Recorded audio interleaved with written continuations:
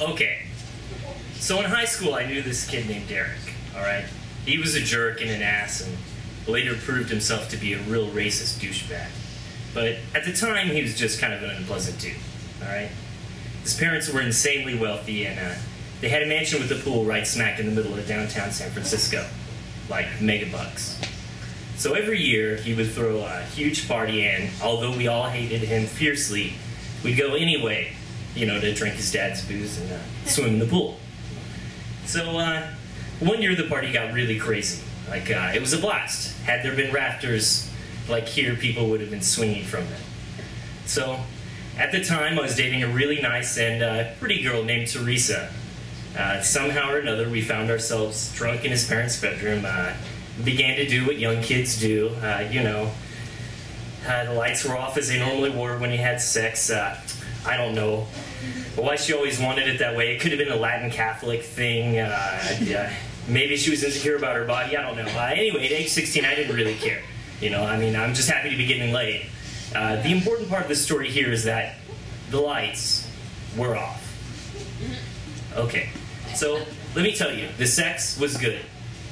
Really good. Like, the kind of sex where it moves around the bedroom, right, to every conceivable wall and surface, you know?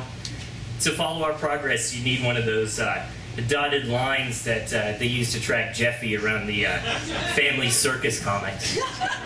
You know, the kind of sex that makes you want to talk about God after because of the amount of times you invoked his name during.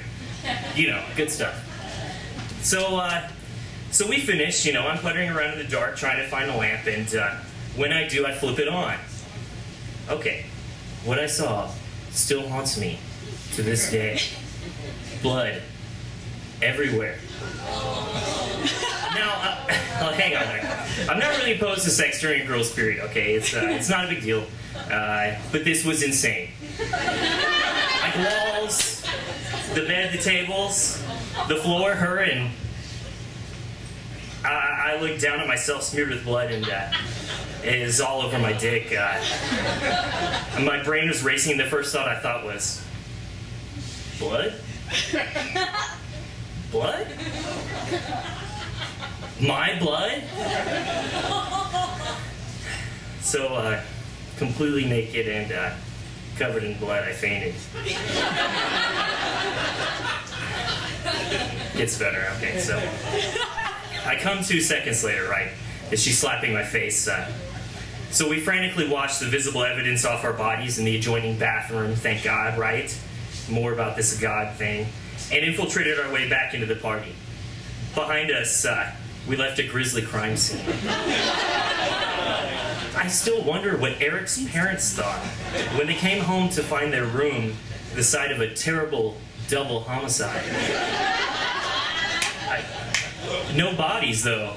I like to think they got rid of all the sheets and never said a word to him about it. They just continued to live their normal lives with terror in their hearts because of the demon that they thought must lurk within their sweet child. Teresa and I used to see each other at random times ever since, and the last time I was back home, talked about it and laughed ourselves silly. Yeah. Fuck you, Eric.